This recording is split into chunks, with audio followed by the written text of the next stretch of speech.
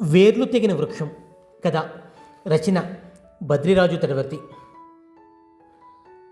ఆ ఊరి పొలిమేర్లలో ఉన్న 2 ఎకరాల మామిడి తోటకి రామయ్యకి ఉన్న బంధం ఈనాటిది కాదు. అది పేగుబంధం కంటే బలమైనది. ఆ మట్టిలో రామయ్య తండ్రి చెమట ఉంది, తాతల పాదముద్రలు ఉన్నాయి. పచ్చని ఆకులు గాలికి ఊగుతుంటే తన పూర్వీకులు తనతో మాట్లాడుతున్నట్టే అనిపించేది రామయ్యకి. అది ఒకప్పటి మాట. ఇప్పుడు ఆ ఊరులా లేదు. నగరం కోరలు చాచి పల్లెను మింగేసింది. పచ్చని పొలాలు ప్లాట్లుగా మారాయి. కాలువలు మురికి కూపాలుగా మారాయి. మనుషుల మధ్య అనుబంధాలు చదరపు గజాల లెక్కల్లోకి మారిపోయాయి. నాన్న, ఇంకెన్నాళ్ళు ఆ మట్టిని పట్టుకుని వేలాడతావు? పక్కన నరసింహారెడ్డి తన 3 ఎకరాలు అమ్మేసి సిటీలో 2 ప్లాట్లు చేతిలో ₹1,00,00,000 వేసుకుని దర్జాగా బతుకుతున్నాడు. మనకెందుకు ఈ చాకిరీ? రేట్లు బాగున్నప్పుడే అమ్మేద్దాం. రామయ్య కొడుకు రవి పట్నం నుంచి వచ్చినప్పుడల్లా ఇదే మాట. రామయ్య మౌనంగా ఉండేవాడు. రవికి ఆ మట్టి వాసన తెలియదు. చిన్నప్పటి నుంచి హాస్టళ్లలో చదివాడు. వాడికి ఆ నేల అంటే కాళ్లకు అంటుకునే బురద మాత్రమే. కానీ రామయ్యకు అది అమ్మ ఒడి. ఒరే రవి, ఈ చెట్లు నా బిడ్డలరా. నీకంటే ముందే వీటిని పెంచా. ఆ వేప చెట్టు కింద మీ అమ్మ ఆఖరి శ్వాస విడిచింది. ఆ తూర్పు మూల ఉన్న బావి మీ తాత తవ్వించాడు. ఇవన్నీ అమ్మేసి ఆ కాగితం ముక్కలతో నేనేం చేసుకోవాలిరా అని రామయ్య అడిగినప్పుడల్లా రవికి చిరాకు వచ్చేది. అమ్మ సెంటిమెంట్లు ఆపే నాన్న, అభివృద్ధిని అడ్డుకోలేం. రేపు ప్రభుత్వం రోడ్డు విస్తరణ అని లాక్కుంటే చిల్లి గవ్వ కూడా రాదు. ఇప్పుడు అమ్మితే మన భవిష్యత్తు బాగుంటుంది. నా పిల్లల చదువులు, నీ ఆరోగ్యం అన్నీ సెటిల్ అవుతాయి. రోజులు గడిచే కొద్దీ ఒత్తిడి పెరిగింది. చుట్టుపక్కల పొలాలన్నీ అపార్ట్మెంట్లుగా మారిపోయాయి. రామయ్య తోట ఒక్కటే ఆ కాంక్రీట్ అడవిలో ఒంటరిగా మిగిలిన పచ్చని ద్వీపంలా ఉండేది. చివరకు మనవడి చదువు పేరు చెప్పి సెంటిమెంట్ అస్త్రం ప్రయోగించి రవి ఆ పొలాన్ని అమ్మించేందుకు రామయ్యను ఒప్పించాడు. రిజిస్ట్రేషన్ ఆఫీసులో సంతకం పెడుతున్నప్పుడు రామయ్య చేతులు వణికాయి. అది కేవలం సంతకం కాదు, తన మరణ శాసనమని అతనికి తెలుసు. ఆఫీసర్, తాత త్వరగా కానివ్వు, వెనక జనం ఉన్నారు అని గద్దించినప్పుడు కళ్ళల్లో నీళ్లు సుడులు తిరుగుతుండగా చూపుడు వేలని ఇంకు ప్యాడ్లో అదిమి తెల్ల కాగితంపై తన ఆత్మను అంటించాడు. డబ్బులు వచ్చాయి. రవి చాలా సంతోషించాడు. రామయ్యను పట్నంలో తన అపార్ట్మెంట్కు తీసుకువెళ్ళాడు.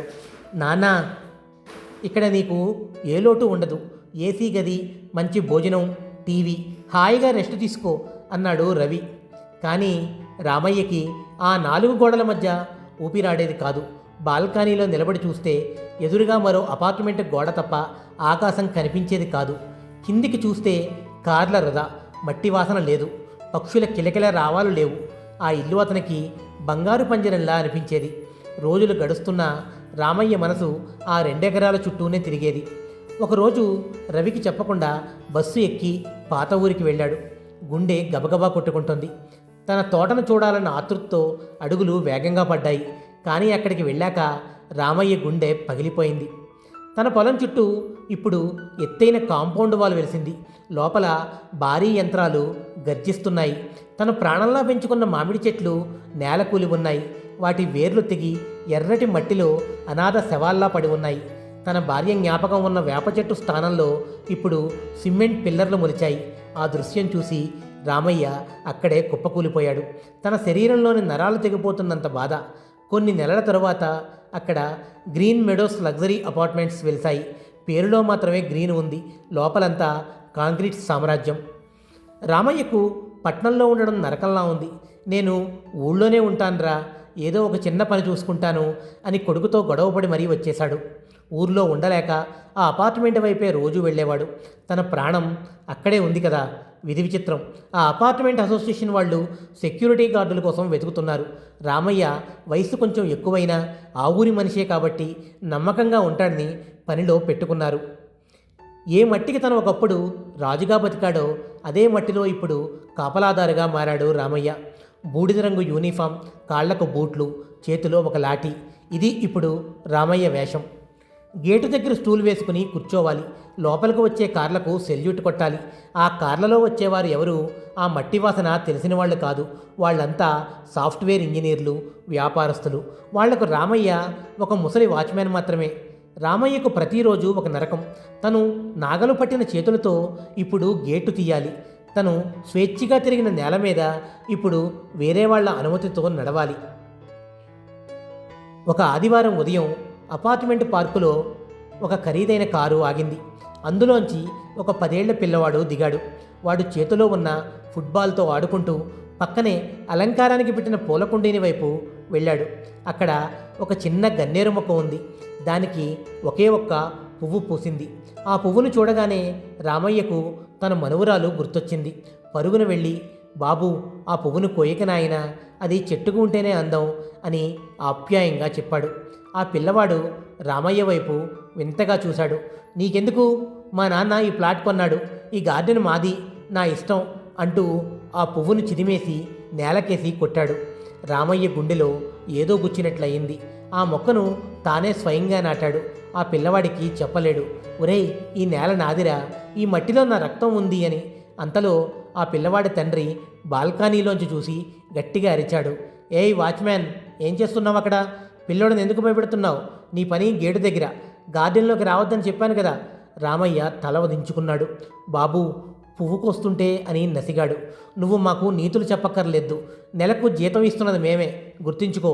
మర్యాదగా వెళ్ళి గేటు దగ్గర నిలబడు. ఆ యజమాని గొంతులో అధికారం, చులకన భావం స్పష్టంగా వినిపించాయి. రామయ్య నెమ్మదిగా వెనక్కి తిరిగాడు. ఆ రోజు రాత్రి డ్యూటీ ముగిసింది. అందరూ నిద్రపోయారు. రామయ్య మాత్రం నిద్రపోలేదు. టార్చ్ లైట్ వేసుకుని అపార్ట్మెంట్ వెనుకవైపు ఉన్న చిన్న ఖాళీ స్థలానికి వెళ్ళాడు.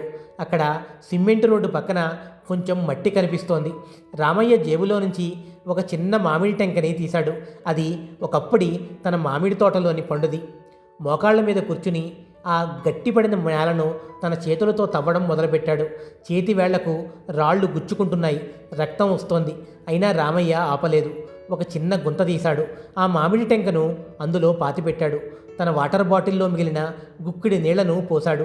పెరుగు తల్లి, నువ్వేనా బతుకు, నీ నీడలో అయినా మా తాతల ఆత్మలు సేద తీరుతాయి అని మనసులోనే అనుకున్నాడు.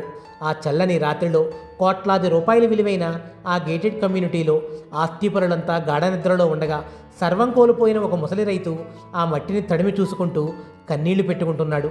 రామయ్యకి ఇప్పుడు అర్థమైంది, మనిషికి ఆస్తిని అమ్ముకునే హక్కు ఉంటుంది, కానీ జ్ఞాపకాలను అమ్ముకునే శక్తి ఉండదని. తను సంతకం పెట్టింది కాగితాల మీద కాదు, తన సొంత ఉనికి మీద. తెల్లారింది. కొత్త షిఫ్ట్ వాచ్మ్యాన్ వచ్చాడు. గేటు దగ్గర రామయ్య లేడు. స్టూలు మీద అతని టోపీ, లాఠీ మాత్రమే ఉన్నాయి. యామయ్య, ముసలాయనెక్కడా అని అడిగాడు సూపర్వైజర్ని. ఎవరూ గమనించలేదు. అపార్ట్మెంట్ వెనుక కొత్తగా నాటిన మామిడి టెంక పక్కన మట్టిని ఒడిసి పట్టుకుని రామయ్య మౌనంగా శాశ్వత నిద్రలోకి జారుకున్నాడని. అతని కళ్ళల్లో నీటిచారలు ఇంకా ఆరలేదు. అతని చేతిలో గుప్పిడి మట్టి గట్టిగా బిగించి ఉంది. సొంత గుటిలో పరాయివాడిగా బతకలేక ఆ మట్టిలోనే మళ్లీ కలిసిపోయాడు ఆ కాపలాదారు. ఆకాశంలో సూర్యుడు ఉదయిస్తున్నాడు. కానీ ఆ అపార్ట్మెంట్ నీడలో ఒక రైతు ఆత్మ మాత్రం ఎప్పటికీ అస్తమించని సూర్యుడిలా మిగిలిపోయింది. ఈ వీడియో కానీ మీకు నచ్చితే లైక్ చేయండి, షేర్ చేయండి. ఈ కథపై మీ విలువైన అభిప్రాయాల్ని కామెంట్ చేయండి. మరో మంచి కథతో మళ్ళీ కలుద్దాం.